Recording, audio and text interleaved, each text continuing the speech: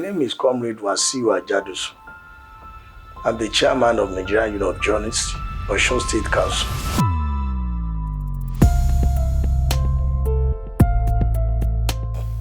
It has been part of me as a childhood. I think since of primary school days, there's this what you call come and talk about yourself. They were already a kind of debate and a kind of competitions. You would like to say, if it's not even more than 5 lines, you have to say about yourself, just to mention your name and all this. So I always feel happy when there's an avenue to do that, because I know at the end of every event of such, I will receive a clap and a rounding sound of applause from my colleagues, my mates.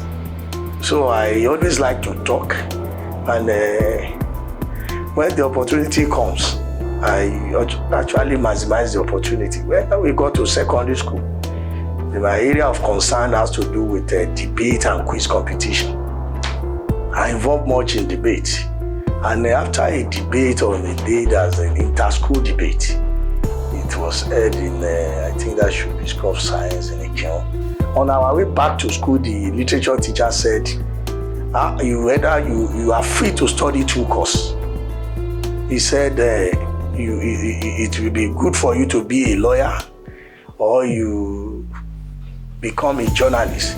I will suggest to you to study mass communication.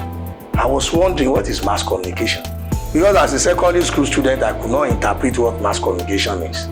I thought it's about mathematics, and I said, "Oh God, do you know I'm not so good in mathematics? Why are you talking about mass communication?" He said, "No, I'm not talking about mathematics. I'm talking about a course that will give you access to public speaking, that will interface between the members of the society."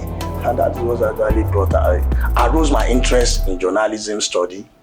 And today, to the glory of God, I'm a journalist, a practicing journalist. So it is profession that gives us the leverage. Apology without sense of modesty and ridicule some profession. Some profession, they don't have a leverage of speaking or working or dining or whining with those at the high level. Even the Constitution, let me tell you, the Constitution recognizes journalism practice. The section 22 of Nigeria Constitution of 1999 as amended stipulates that the radio, television, other platform of media shall give the press, shall have the responsibility of holding those in government accountable. We look through the Constitution, it's not all the professions that are enjoying similar recognition. So that tells you the importance of journalism in the society, the importance of journalism to our economic life, to our social life, to our political life, to all facets of human endeavors. So you agree with me that journalism and the practitioners are actually the meat of the society. Let me tell you, even the independence that we are enjoying, the 1960 before we got it was the struggle of the nationalists through the platform of journalism that they succeeded in attaining the independence for Nigeria. The current democracy we are enjoying, you know the numbers of journalists that are killed, you know the number of journalists that are maimed, you know the numbers of journalists that are incarcerated, you know the number of journalists that are in prison. So all these people fought for the current democracy we are enjoying. So that's why I used to tell my colleagues that, well, we fought for democracy, but we are not enjoying the true dividends of democracy.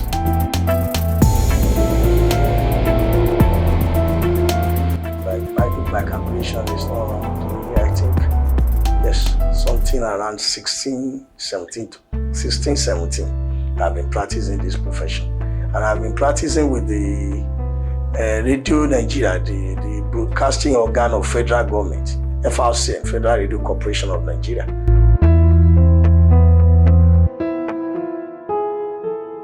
Oh, this profession, wow, it's very challenging. It's very challenging. I must say this. Even let me tell you the number one challenge. I used to tell people talk so much about the hazard of job. And I said, when a journalist could not live a decent life, is it not a challenge? It's a challenge if you cannot live a decent life. That's a major challenge. An average journalist cannot live a decent life because of what they earn. In terms of remuneration, journalists are not well paid.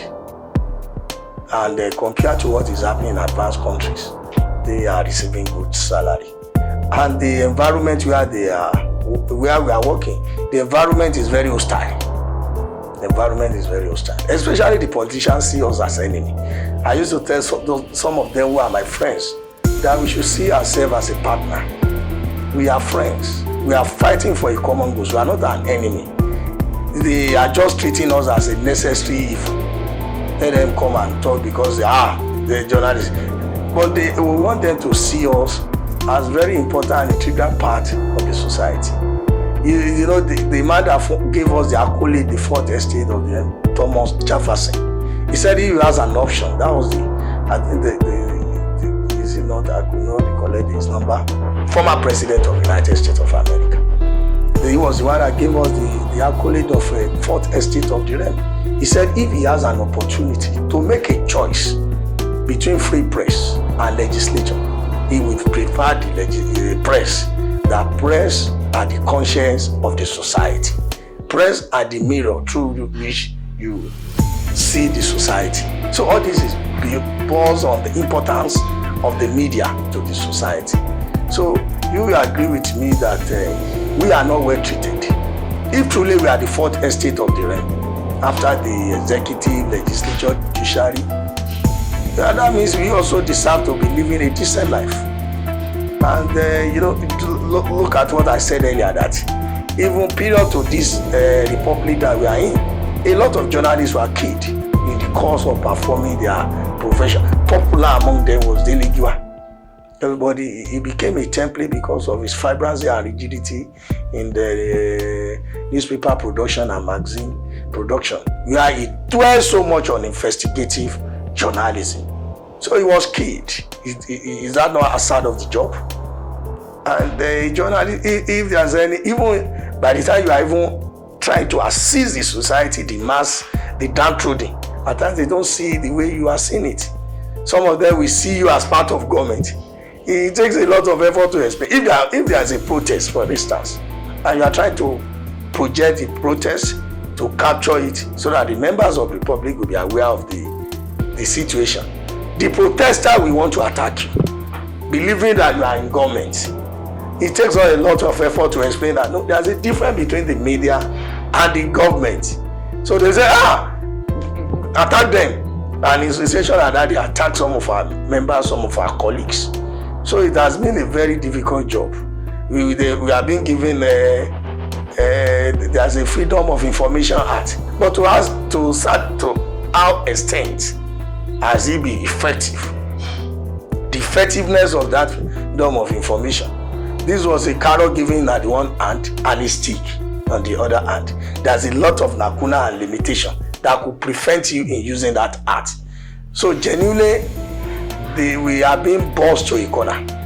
Journalists are bossed to a corner. So we are just trying to a certain extent to perform our civic responsibilities as been given to us by the constitution of the country.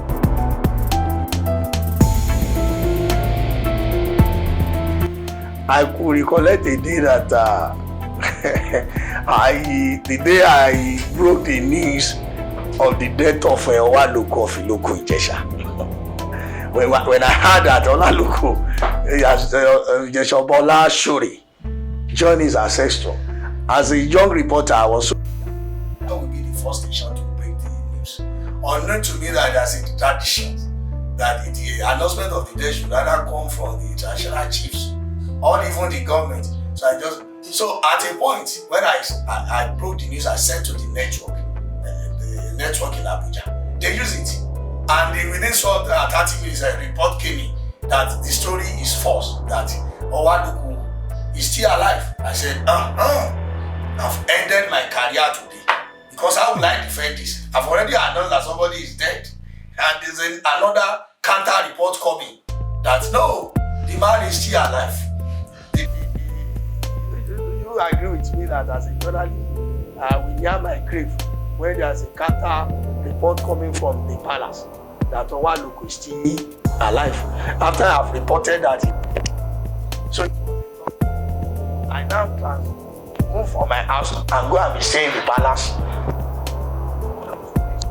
See my life. One of my guys said that I best bet for you to die. The man must die. Whatever you want to do, go and ensure that the man is there. I said, and he was flew to US, but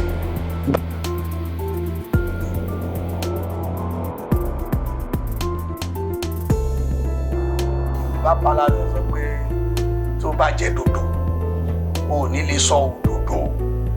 And the mantra of our profession is Udodo. Truth is sacred. Truth is sacred. But any person, when you talk of his stomach infrastructure in Fayose language, people to survive, there's no way you'll be running for after survivor and be able to perform your profession and duty effectively. So I think with my experience in the field of journalism, I will always call on government and employers of media professionals that they should please provide a welfare package that has to do with their living, the insurance package. Insurance package is very key because a journalist he has a potential through the job hazard. He may meet his death. It's possible. Almost every profession has its hazard, but a practicing journalist that is always on feed. Look at the war in Ukraine. Journalists are there. So it has a potential. They may, as they are killing civilians, they may kill a journalist also in the war. So that's the kind of profession we practice.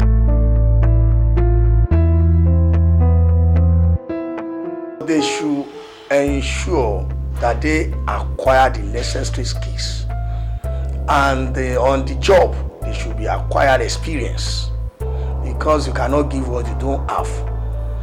That they must stand tall among their peers. They must understand the rudiments, the basics of the profession.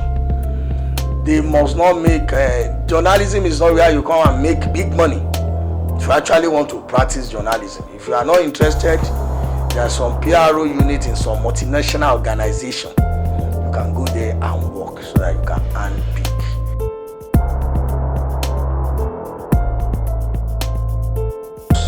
I would like to be a one, but I will combine it with being a lawyer. It will be truthful if I should come back. You know why I want to become a journalist and a lawyer? Because at times, when you are performing this profession, you see some of the masses that are cheated. As a journalist, you understand the nitty-gritty of their problem. You want to tell their story.